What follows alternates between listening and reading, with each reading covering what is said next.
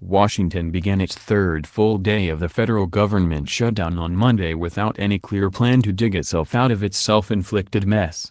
Senate Majority Leader Mitch McConnell, RCI, has teed up a vote for noon Monday that would reopen the government through February 8. He pledged Monday on the Senate floor that as long as the government remains open he will proceed to an immigration debate with a fair amendment process and a debate that will have a level playing field. But so far, that doesn't appear to be enough to persuade Senate Democrats to break the spending impasse. The Senate cannot make progress on any of these crucial matters until the government is reopened. We need to move forward, and the first step, the very first step, is ending the shutdown, McConnell said. Senate moderates working on a compromise are hoping McConnell will delay the vote, but the majority leader showed no signs of budging Monday morning. A group of Democrats huddled with McConnell on the Senate floor after his remarks and before each party held private meetings that will determine the outcome of Monday's vote.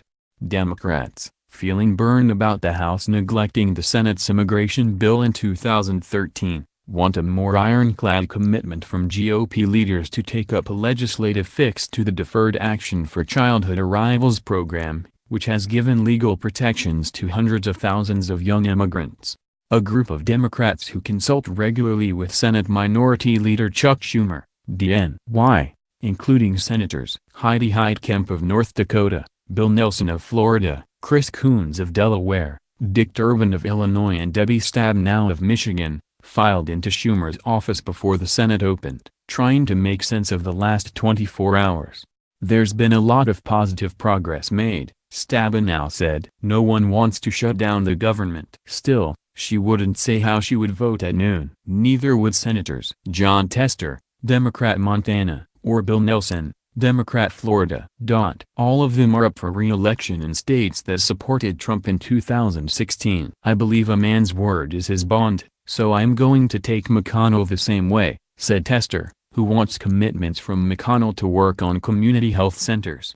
Top lawmakers are starting to fear the two parties may become so entrenched that the shutdown could drag on for days. They believe that until one side gains a clear advantage in public opinion, leaders will see no need to back down. If not today, then I'm not sure, said a senior House Republican. I think you'd have to ask Senator Schumer that, Senate Majority Whip John Cornyn of Texas said of what happens if the noon vote fails. I don't know. I don't know what else they can reasonably ask for. A bipartisan group of senators, mostly moderate, met Monday for the third straight day and signaled that they might be close to agreement on a way forward that could include postponing the midday vote.